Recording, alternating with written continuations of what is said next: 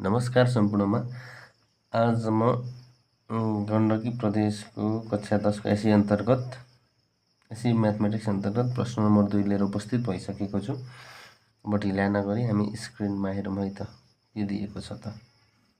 Okay, A man took a loan of rupees 1,50,000 for 2 years at the rate of compound interest 10% per annum compounded annually from his close relative for the purpose of business भनेको छ। So हामी given condition लेखिहालौँ। एउटा मान्छेले चाहिँ आफ्नो अब नजिकको मान्छेबाट व्यवसाय गर्न 1,50,000 चाहिँ ऋण लिइरहेको छ। सो प्रिन्सिपल भनेको चाहिँ रुपिस कति भयो त 1,50,000 देन फर 2 इयर्स भन्यो। यसको टाइम ड्युरेसन भनेको कति छ त समय 2 वर्ष छ। त्यसै गरी compound interest 10% per annum rate पनि कति रहेको छ त 10% पर एनम रहेको छ पर एनम। अनि सँगै हामीलाई एउटा कुरा यहाँ जोडेको छ he paid rupees 85,000 at the end of first year to reduce interest and some loan. अब amount paid at the end of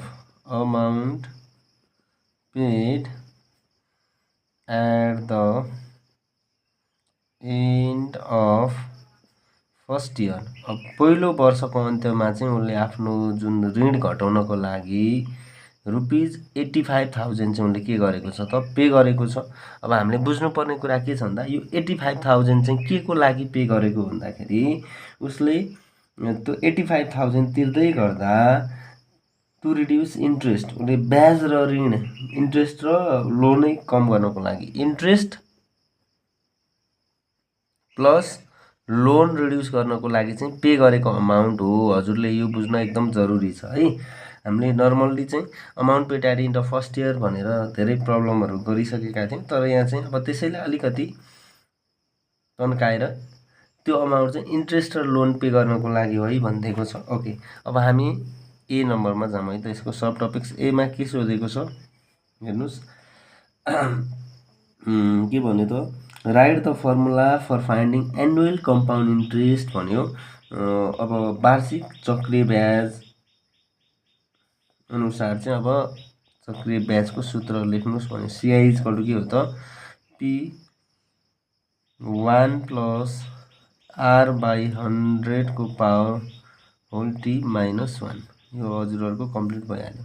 then go to question number B. अब बीमा हामी how much money did he return as the loan at the end of 1 year. अब हामीले बुझ्नुपर्ने कुरा अब हामीले सरसर्ती हेर्दा उसले 1 वर्षको अन्त्यमा त 85,000 बुझाए।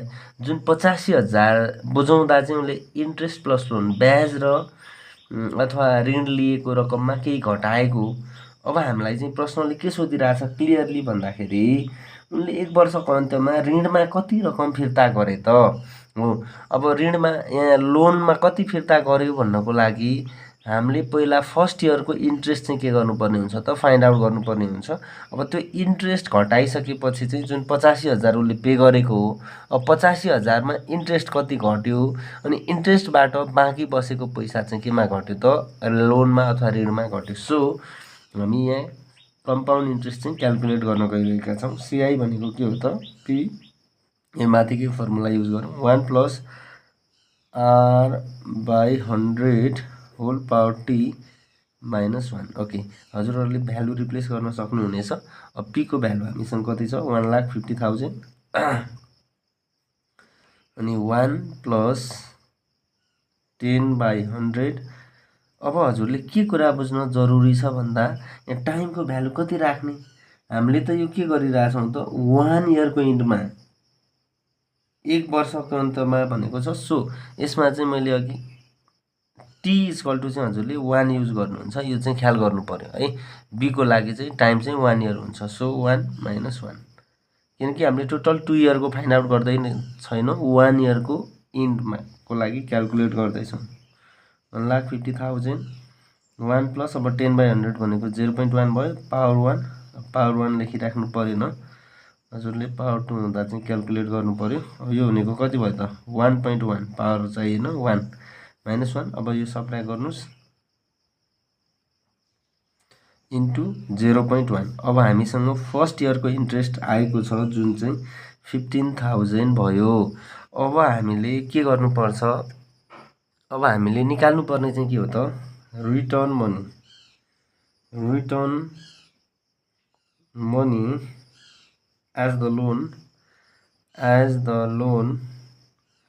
At the end of 1 year.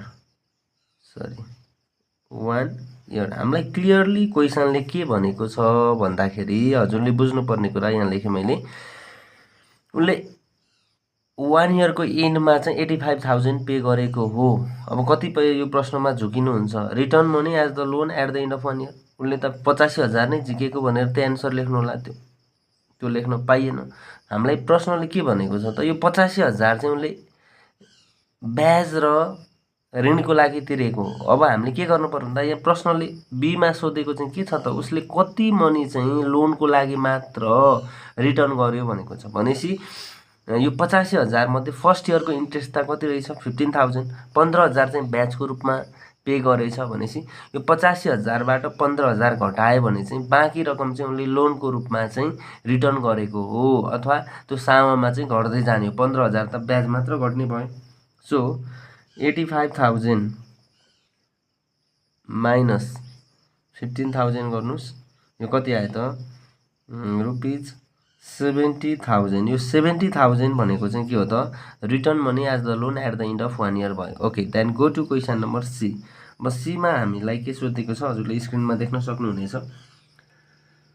How much total money did he pay to clear the debt on time भनेको छ। फाइन्ड इट, उसले चाहिँ के गर्यो त, त्यो सबै ऋण चुक्ता गर्न जम्मा कति रकम तिर्यो भन्ने कुरा छ। अब हामीले फेरि पनि के गर्छौँ त, सेकेन्ड इयरमा, अब हामीले फर्स्ट यो उसले खासमा लोन लिएको 2 वर्षको लागि थियो, 1 वर्षको इन्डमा चाहिँ उसले 85,000 पे गर्यो। हामीले फर्स्ट इयरको चाहिँ इन्ट्रेस्ट क्यालकुलेट गरिसक्यो। अब रिमेनिङ 1 इयर छ, यो केसको लागि फेरि टाइम कति हुन्छ त, 1 इयर नै हुन्छ।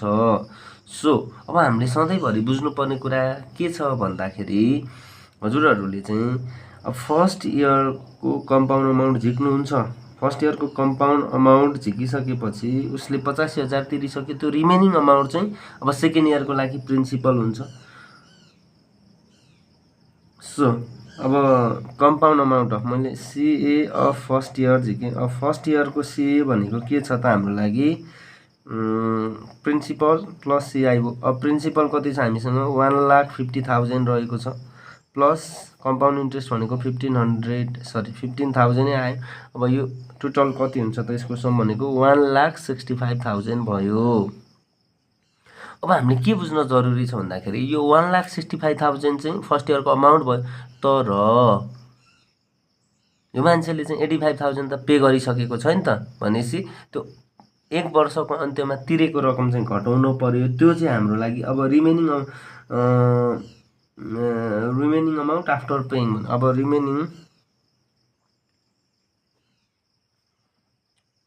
अमाउन्ट आफ्टर पेइङ 85,000 भनेको चाहिँ के भयो त, 1,65,000बाट अब हामीसँग कति बाँकी रह्यो त, 85,000 बाँकी भयो। अब यो सब्ट्र्याक्ट गर्नुहोस्, यो कति आयो त, 80,000 हो। यो 80,000 चाहिँ अब हाम्रो लागि सेकेन्ड इयरको लागि के हुन्छ त, प्रिन्सिपल हुन्छ। अब कतिपयलाई यो चाहिँ हजुरलाई झ्याउ लाग्छ भने यहाँ अर्को सर्टकट ट्रिक पनि छ। अब प्रिन्सिपल सेकेन्ड इयरको लागि के हुन्छ भन्दाखेरि हजुरले के गर्न सक्नुहुन्छ त, हामीले जुन प्रिन्सिपल 1,50,000बाट हामीले के सब्ट्र्याक्ट गर्न सक्छौँ त, 70,000 पनि सब्ट्र्याक्ट गर्न सक्छौँ। किनकि हामीले जुन रिटर्न मनी त फर्स्ट इयरमा 70,000 रिटर्न गरेको भनेपछि हामीसँग रिमेनिङ कति हुन्छ त, 80,000। युएबाट पनि झिक्न सक्नुहुन्छ। यो बुझ्नु भएन भने यो अगाडिको क्लियर वेमा मैले बताइरहेको छु है त। हजुरलाई फेरि मैले एक्सप्लेन गरेँ, यहाँ थोरै हाइड भएछ। Okay, see of first year भनेको पी प्लस सिआई 165,000 आयो। रिमेनिङ अमाउन्ट आफ्टर पेइङ भनेको चाहिँ 1,65,000बाट 85,000 घटाउनुहोस्, बाँकी छ 80,000 हो। यो 80,000 नै दोस्रो वर्षको लागि के हुन्छ त, हाम्रो प्रिन्सिपल हुन्छ। देन अब हामी के झिक्छौँ त कम्पाउन्ड अमाउन्ट झिक्छौँ है त। अब हामी कम्पाउन्ड अमाउन्टमा लागौँ। ओके, कम्पाउन्ड अमाउन्ट फर अब के हो त रिमेनिङ 1 इयर भनौँ। टी 1 प्लस आर बाई 100 को पावर कति छ त हामीसँग टी छ। इक्वल टु अब भ्यालु रिप्लेस गर्नुहोस्। पी भनेको अब 80,000 भएपछि यो चाहिँ अर हो है, हजुरले यो अगाडिको प्रोसेस वा जुन गर्दा पनि हुन्छ। 80,000 1 प्लस अब रेट भनेको हाम्रो सेम नै छ 10/100 टाइम भनेको 1 इयरै हो। अब 80,000 1 प्लस अब 10 0.1 भयो, पावरमा लेखिरहनु परेन।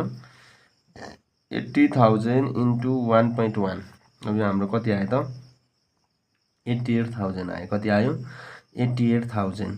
अब हामीलाई क्वेसन नम्बर सी मा प्रश्नले अथवा क्वेसनले सोधेको कुरा चाहिँ के हो त भन्दाखेरि अब total money did he pay to clear the डेब्ट, उसले आफ्नो ऋण चुक्ता गर्न जम्मा कति रकम तिर्यो भनेको चाहिँ अब द टोटल अमाउन्ट